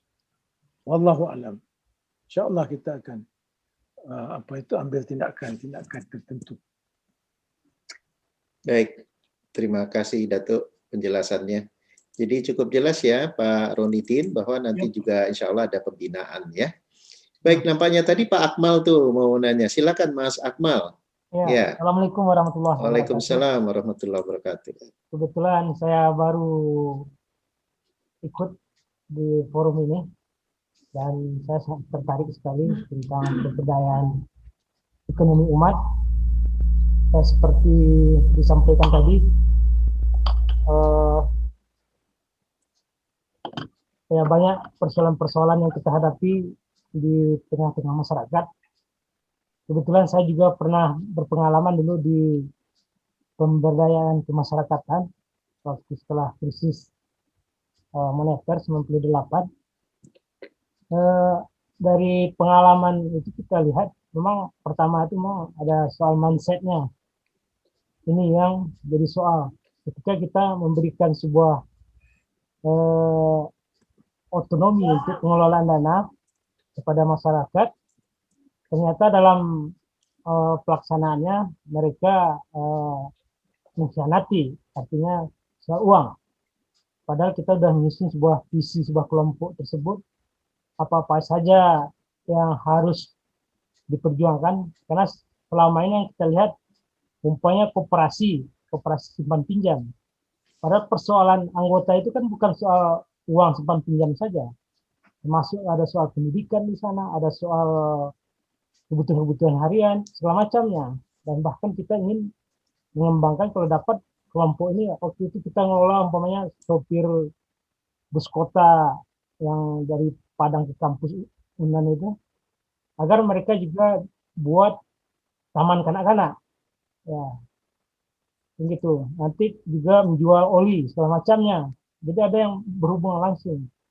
Nah, cuma memang butuh kesabaran juga dalam membentuk mindset para anggota kelompok tersebut. Jadi saya pikir ide yang disampaikan tadi itu sangat bagus sekali, bahwa memang kita ya berangkat dari soal keimanan kita, bahwa pentingnya kita ini bermanfaat bagi masyarakat dalam meningkatkan ekonomi. Kemudian saya lihat juga kita harus membangun ekonomi yang terintegrasi umpamanya. Jadi antar masyarakat, umpamanya di Sumatera Barat ini ada umpamanya antara nelayan, umpamanya Payakumbuh sekolah makan umpamanya, itu juga kita interaksikan. Dan sebaliknya, jadi bisa bertali temali urusan-urusan kepentingan umat di sana kita berdayakan. Tapi yang penting memang kembali ke mindsetnya, komitmennya tentang visi untuk membangun ekonomi keumatan. Karena banyak kita lihat memang soal keuangan ini banyak yang kita kurang lolos. Mungkin demikian dari saya. Assalamualaikum warahmatullahi wabarakatuh. Waalaikumsalam warahmatullahi wabarakatuh. Saya jawab langsung ya. Dan Pak Edi keluar sebentar. Jadi apa yang Bapak menerangkan itu sebenarnya adalah sangat benar. Karena kalau dalam satu organisasi, orang yang melaksanakannya itu tidak amanah. Tadi pada peringkat awal saya telah mengatakan bahwa ada dua ciri yang penting. Al-quwah dengan al-amanah. Kekuatan dalam mentadbir, kekuatan dalam melaksanakan satu, kekuatan dalam pemikiran dan sebagainya. Tetapi amanah, kalau amanah itu jatuh, kekuatan apa sekalipun tak berguna. Karena amanah itu akan menghancurkan sebagainya penyakit barah, sebagai kanker yang akan merosakkan seluruh anggota badan. Jadi memandang hal yang demikian, kita akan mengambil pendekatan yang secara holistik. Secara holistik, pemberdayaan human capital dia panggil ya. Human capital yaitu supaya mereka ini sedar bahwa mereka itu bertanggung jawab pada Allah SWT. Kalau dia bersikap dia hanya bertanggung jawab pada bos, itu yang masalah. Tetapi kalau dia merasai dalam jiwanya, saya ini bertanggung jawab pada yang di sana, di atas, di akhirat. Tak berani dia akan sendiri takut untuk membuat sesuatu yang haram ataupun korupsi dan sebagainya. Itu saya punya pegangan ya. Jadi harus ada mindset yang ada strukturnya, bukan mindset yang secara umum aja ya. Harus ada mindset dengan strukturnya, dengan silibusnya, dengan trainingnya dan segala macam. Itu semua harus kita pikirkan. Oleh kerana Pak Edi dengan saya ini memang orang yang dalam bidang training, dalam bidang pemikiran. Jadi ini semua sudah kita pikirkan dan insya-Allah nanti kita akan aturkan susunannya, insya-Allah. Ya, maksudnya. Ya, terima kasih Pak Edi. Baik, terima kasih. Maaf ini saya lagi ada masalah di kamera ya. Jadi saya tanpa kamera dulu. Masih ada waktu sekitaran 3 menit. Kalau masih ada satu pertanyaan lagi saya persilakan. Ya, Pak Hikmat, silakan Pak. Dibuka suaranya. Nanti setelah itu ini ya Mbak Lilis ya. Oh iya, oke boleh. Silakan Mas Hikmat. Ya, Mas Hikmat silakan. Assalamualaikum warahmatullahi wabarakatuh. Waalaikumsalam warahmatullahi wabarakatuh. Salam kenal Pak Datuk, saya Hikmat. Waalaikumsalam. Semua teman-teman sudah bicara, semua memang masalah yang kita hadapi ini kompleks. Tapi walaupun semua sudah sinergi, saya hanya melihatnya mungkin seorang leadership yang sejati itu kan mampu merubah karakter negatif menjadi positif. Nah, faktanya kita melihat bahwa mental dan attitude itu saya nggak bilang ini ya, cuman mungkin itu yang perlu dirubah. Nah, bagaimana leadership kita ini yang mampu merubah mental attitude sehingga kita bisa sinergi. Kalau sudah sinergi, maka insya Allah saya yakin semua bisa berhasil. Tapi kalau tidak sinergi, itu rasanya sulit sekali. Mungkin itu saja, Pak Datuk. Terima kasih. Assalamualaikum warahmatullahi wabarakatuh. Waalaikumsalam. Diteruskan ya Pak Edi. Langsung dijawab, Datuk. Oke. Jadi memang tepat apa itu yang dikatakan oleh Bapak Hikmat, ya, yaitu ya tak cukup kita hanya ada dalam minda pengetahuan, ilmunya saja. Tetapi secara prakteknya, secara amalannya tidak dilakukan, jadi akan ada terpisah, ada sepertinya ada keduaan dalam diri dia. Satu yang ilmu, satu yang praktek. Dan dalam ilmu itu bisa kita berikan ceramah, berikan sedikit pentarbiahannya dan segala macam. Tetapi selagi tak masuk ke dalam jiwanya, nggak bisa untuk mereka itu berubah.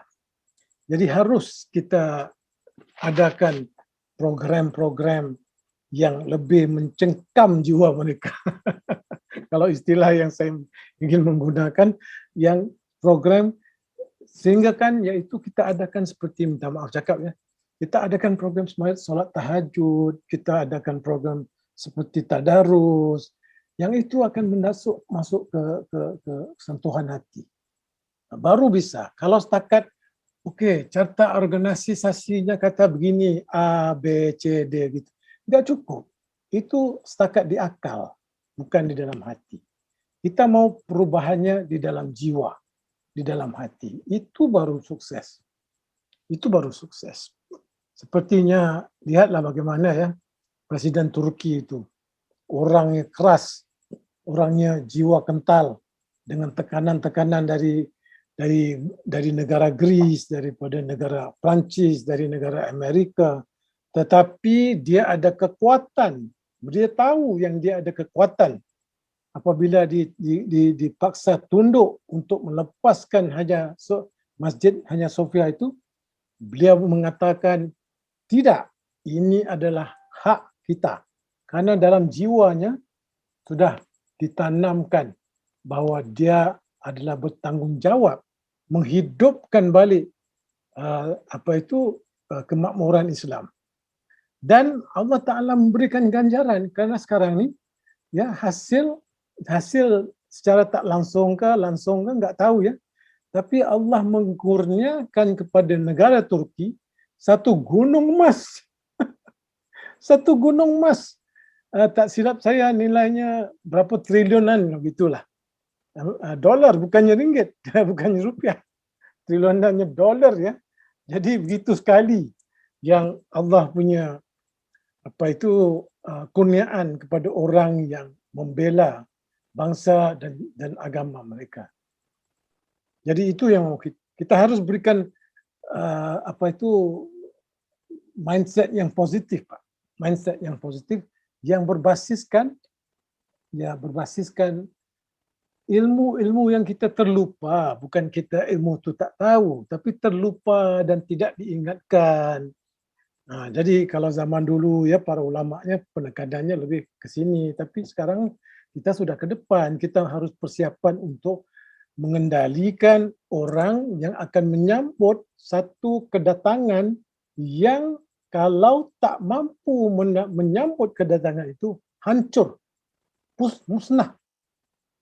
Orang yang akan menikmatinya yang tadi 1% itu, 5%. Orang lain kerana dia tak bersedia, jadi dia hancur. Dia hancur. Siapa yang rugi nanti? Nah, jadi itu yang harus kita balikkan piramida itu, ya, piramida 1% di atas, kita balikkan piramida yang 50% itu di atas. Jadi piramida itu dia ya begini, apa nama itu? Jadi upside down, piramida upside down. Upside down. Harus kita tukarkan begitu. Ya, Datuk, ini Pak Hikmat, ini juga tim dari Koin Mas, Datuk. Jadi ya. Oh, Masya Allah. Jadi insya Allah dia sudah sering ikut acara kita dan dia menanyakan bagaimana dari pendapat Datuk itu poinnya. Tapi kalau dia udah tahu kita sudah mulai mengkondisikan bagaimana mulai dari diri kita sendiri dan juga sahabat yang tergabung, ya, bagaimana berpikir secara holistik, karena hidup itu adalah the wholeness, ya, hanya Allah yang kuasa, kita sebagai duta, ya, yang diminta untuk memberikan yang terbaik. Baik Pak Hikmat, Mas Hikmat, terima kasih. Saya lanjut ke Mbak Lilis. Silakan Mbak Lilis untuk bertanya. Oke. Bismillahirrahmanirrahim. Datuk, ada soalan lain nih nak tanya. Kebetulan kita dari travel agent, saya ada bisnis travel. Nah, selama masa COVID, kita travel agent kan sangat teruk lah sekarang, Datuk. Sebab travel kena tutup, terus staff juga kita harus boleh kita sebut kita rumahkan lah, sebab kita tak mampu bayar kan, sebab tamu-tamu daripada terutama kalau dari Aceh ini, kebetulan kita dari travel pelancongan agen pelancongan di Aceh ini, Datuk, biasanya kan tamu yang paling banyak itu adalah dari Malaysia. Nah, kebetulan masa COVID ini kita tak ada tamu lah, sebab memang belum buka flight kan. Biasanya flightnya adalah AirAsia. Nah, sekarang soalannya adalah travel kita kena tutup. Terus staff juga yang selama ini bantu kita, setelah setia bersama kita selama 3-4 tahun, kita kena rumahkan dia. Mereka semuanya, mereka tak ada gaji. Kemarin juga orang tua dari staff sempat berbicara macam mana caranya supaya travel boleh buka lagi, kasihan anaknya di rumah tak ada pekerjaan lah, tak ada gaji.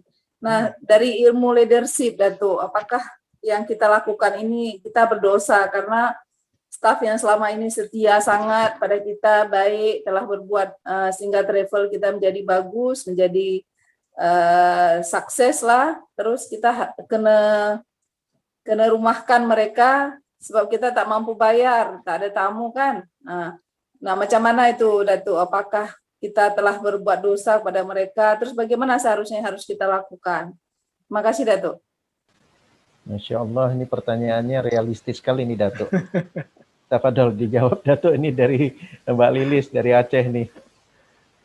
Ya, terima kasih Mbak Lilis. Soalan itu soalan yang apa ya, kalau saya mau jawab itu sebenarnya itulah kesannya COVID, ya, pesannya COVID, tetapi tidak semestinya kita lepas tangan, tidak semestinya kita lepas tangan, dan kita sebagai pengurus, ya, bertanggung jawab kepada mereka, kita tak berdosa.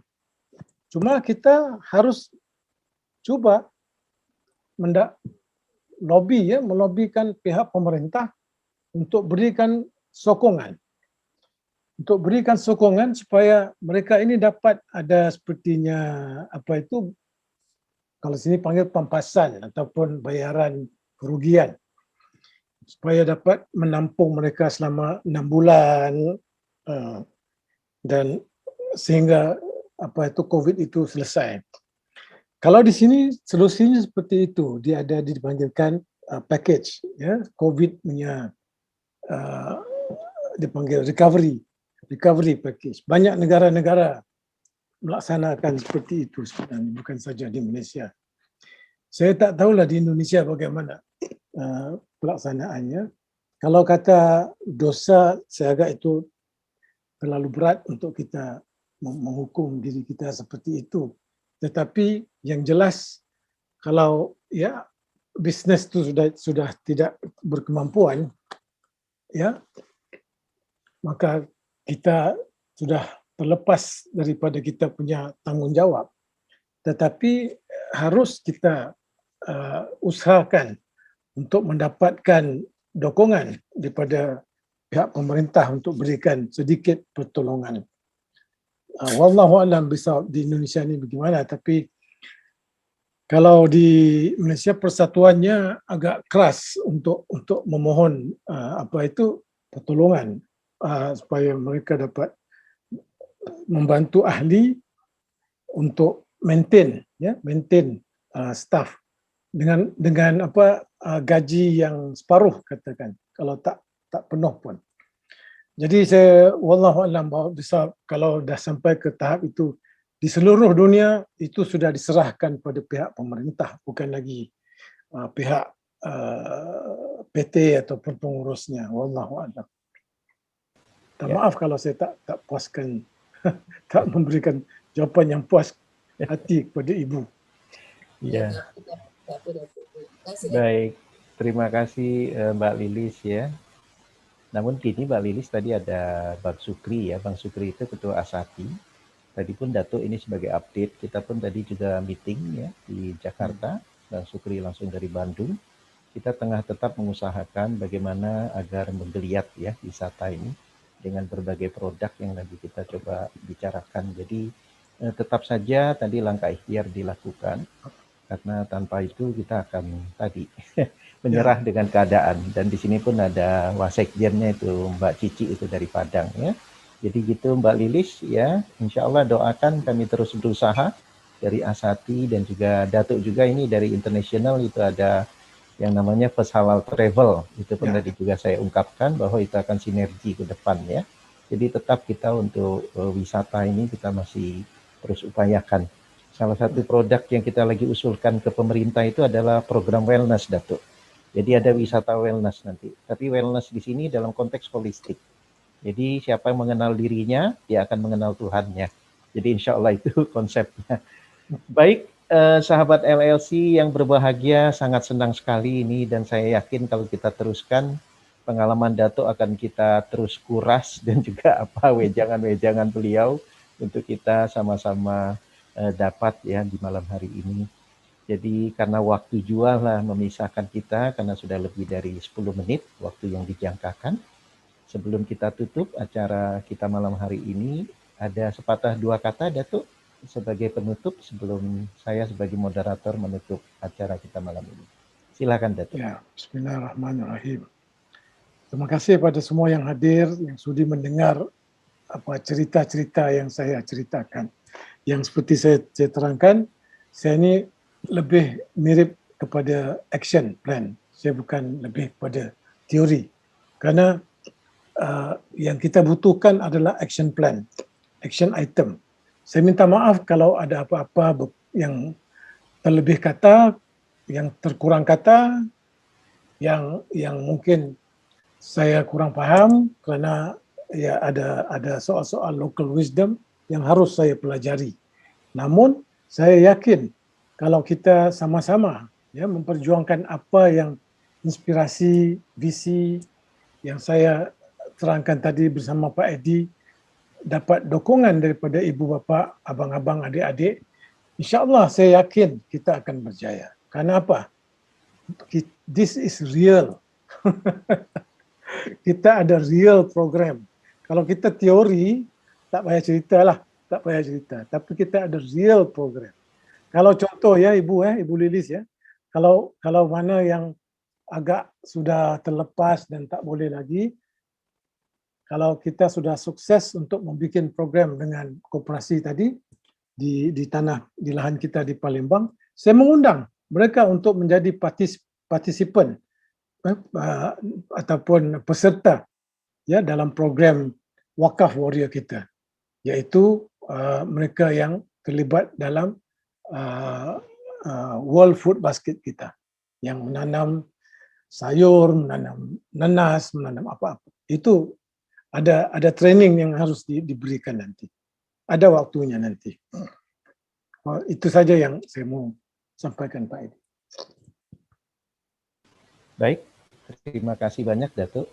Jazakallah khair atas ilmu, sharing pengalaman, motivasi, dan menurut saya luar biasa ya, sangat memberikan inspirasi dan juga semangat bagi kita sebagai anggota di Life Learning Club ini, teman-teman yang terus ingin belajar dan setia setiap minggu hadir di acara Life Learning Club. Jadi sekali lagi Datuk, semoga senantiasa sehat, sukses, bahagia bersama keluarga. Walaupun sekarang suasana COVID kita tidak berjumpa langsung, tapi ya melalui Life Learning Club dan berbagai kesempatan lain kita bisa jumpa. Bisa. Akhirul kalam, saya juga pun minta maaf selaku moderator pada malam hari ini apabila ada satu kata ataupun perbuatan yang kurang berkenan. Maaf lahir batin. Saya tutup dengan billahi taufiq wal hidayah. Assalamualaikum warahmatullahi wabarakatuh.